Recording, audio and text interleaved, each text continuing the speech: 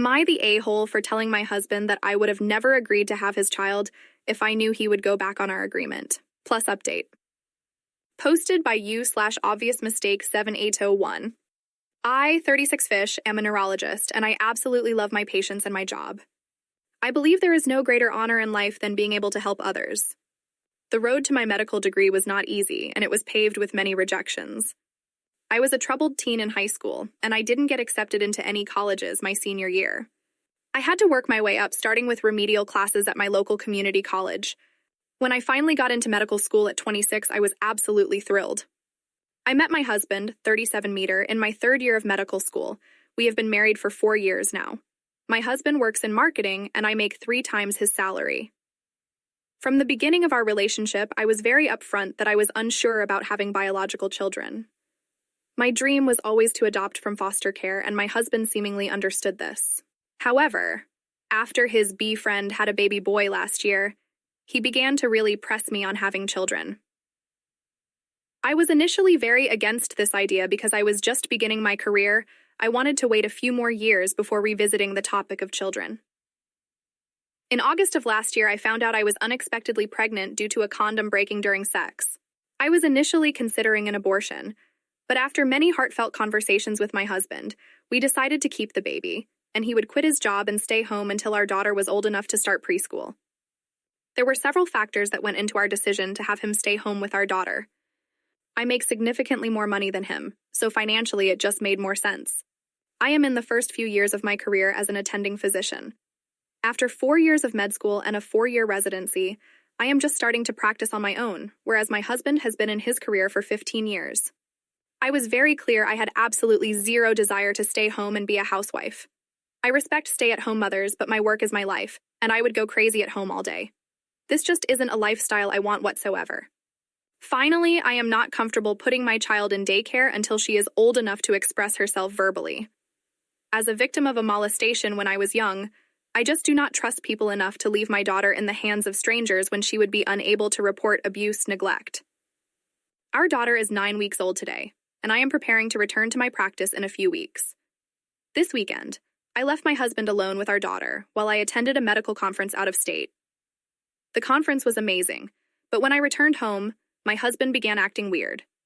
Today, when our daughter was napping, I pressed him to tell me what was wrong. He absolutely broke down and said he doesn't think he can do this. He expressed how trapped, alone, and overwhelmed he felt all weekend. He now wants me to extend my maternity leave and is talking about trying to get his job back. This made me freak out, and I asked, "Well, what will we do with our daughter now?" He responded by suggesting I leave my practice and work from home.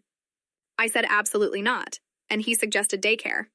At this point, I just lost my shit and screamed, "If I knew you were going to back out of your promise to take care of our daughter, I would have never had your child."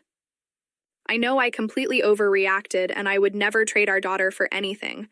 I love her so much. But I am so upset with my husband, and I'm not sure how to move forward at this point. I'm not sure how to link it, check my profile. I did not expect my post to get so much attention, and I was frankly overwhelmed by it.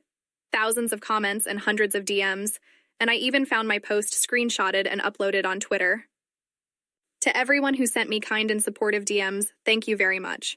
I appreciate it more than you know. To those who sent me nasty DMs criticizing me as a mother, you are part of the reason why 40% of female doctors go part-time or leave medicine altogether within 6 years of completing their residencies. Women can want a career and a family, like men have had for hundreds of years. This does not make us evil monsters. To those who sent me DMs seeking medical advice, I am not comfortable giving medical advice over Reddit, and I sincerely hope that you find the care you need. To those questioning why I was not on birth control, I addressed this more in a separate comment, but hormonal birth control does not work for every woman. Even board-certified OBGYNs will testify to this.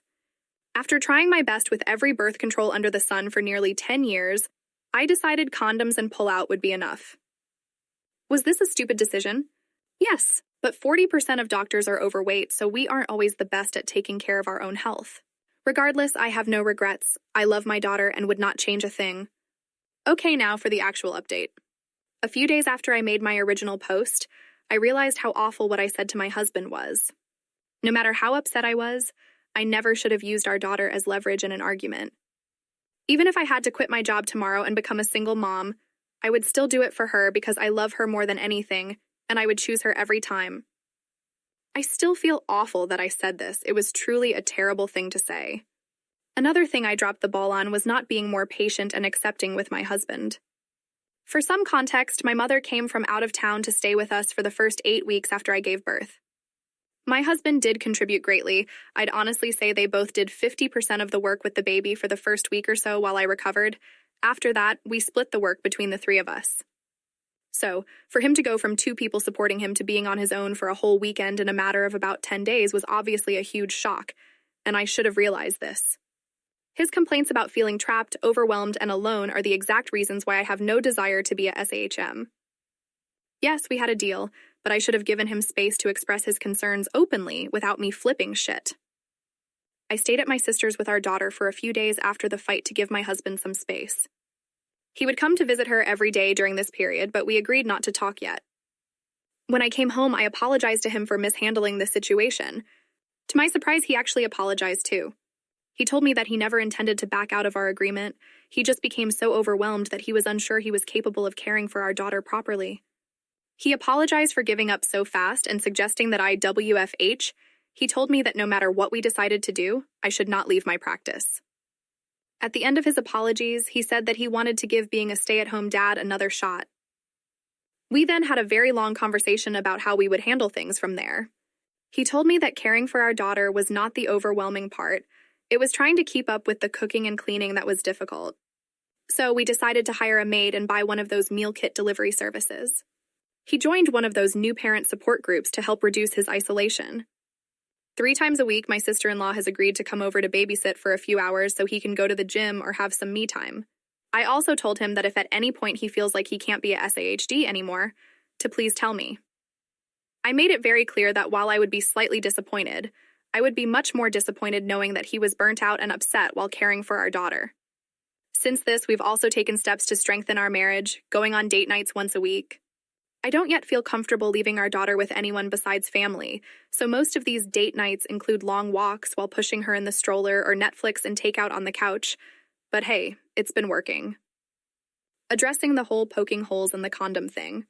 No, I do not think this happened. I honestly did not even bother asking my husband this. I felt that an accusation of this magnitude would be detrimental to our marriage, especially when it was already in such a fragile state.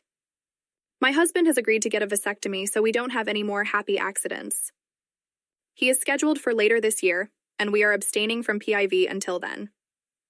This whole situation has made me realize I needed to go back to therapy, and I have been seeing my therapist for about 6 weeks now.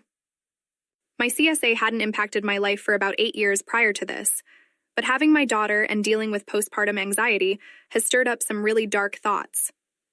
I know that I am being overprotective due to my trauma, and I want to work through this so that I can be a good mother and a good partner. A lot of people told me to leave my husband, and I'm sure a lot of people reading this may think that I'm making a mistake.